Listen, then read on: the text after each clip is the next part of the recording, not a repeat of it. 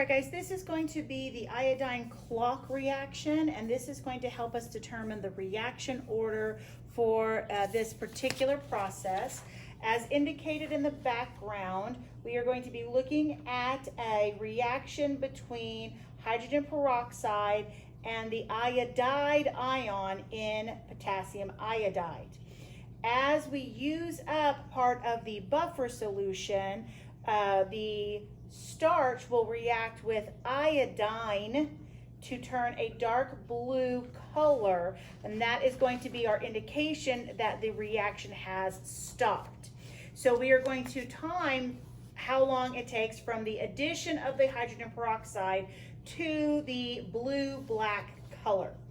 Right now, I have already added 20 mils of buffer A to each of the flasks.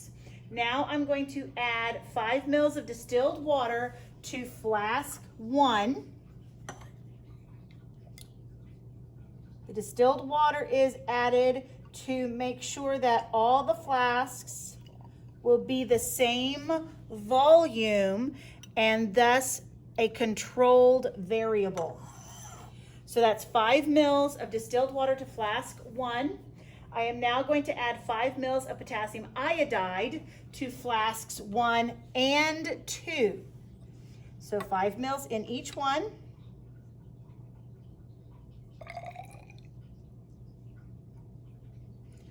So 5 mils into flask 1. And then 5 mils into flask 2.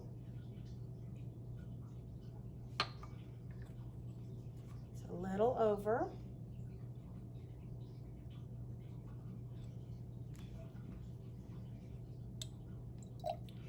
Then in flask number 3, I'm actually going to add 10 mils of potassium iodide. You'll want to make a note of the total volume in each flask, because as you are calculating your concentrations of the thiocyanate ion, the iodide ion, and the hydrogen peroxide, you will need to know that final volume once everything has been added. Okay, so now that I've added the potassium iodide, we're going to get ready to time. Once I add the hydrogen peroxide, you need to make a note of the time in the video, and then you will be making a note of the time when the flask turns blue-black. Because this is a video, I'm going to go ahead and add the hydrogen peroxide to all of the flasks, one at a time. You may need to re-watch this section a couple of times to make a note for each flask's start and stop time so that you can record that in your data table. Again, you're going to start when I add the hydrogen peroxide to the flask, and then you will stop the recording and mark the time when it turns a blue-black color. So in flask number 1, I will be adding 5 mils of hydrogen peroxide.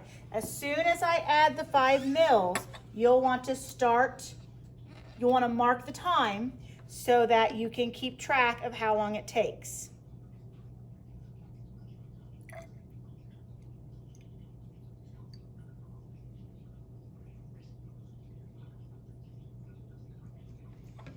I went over just a little bit.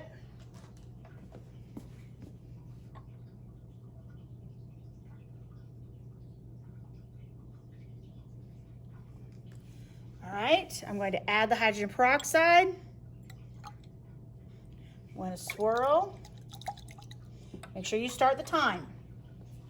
While we're waiting for that to turn, I'm going to go ahead and add the 5 mils to flask number 3. Flask number 3 will be next.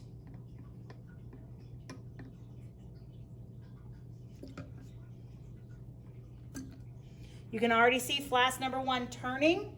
Not quite yet. Don't mark it yet. It's got to turn blue-black.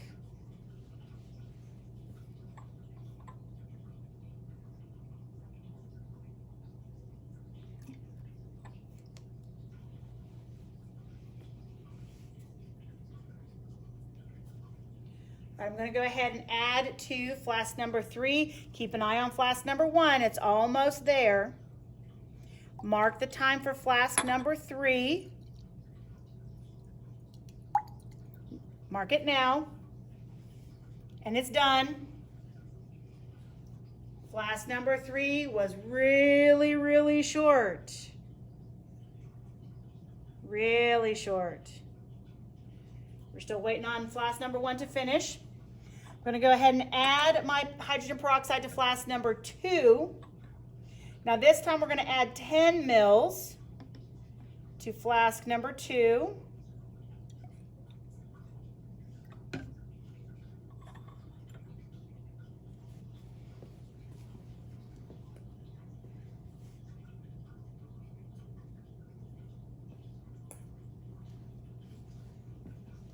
All right, so here's flask number 2.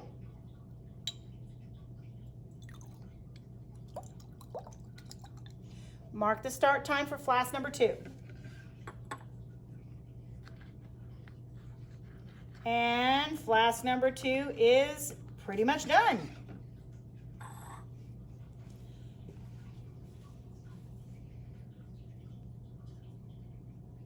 Flask number 1 is still kind of hanging out there.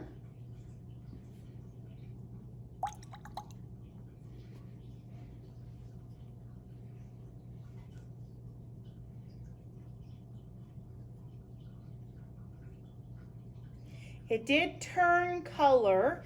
It didn't turn as dark as we'd like, but it did turn color. So you'll probably want to go back to when we got that pinkish purple color and mark that as your time. I will keep monitoring it, and if it turns the nice blue-black color that the other 2 turned, I will make a note on your Schoology assignment post for the time that it took after the end of the video to have that flask number 1 turn blue-black. Otherwise, if there is no notation in the Schoology assignment post, use the time that it turned that pinky purple color in the video. So you're going to be marking the starts and the stop times, calculating how long it took for the reaction to take place.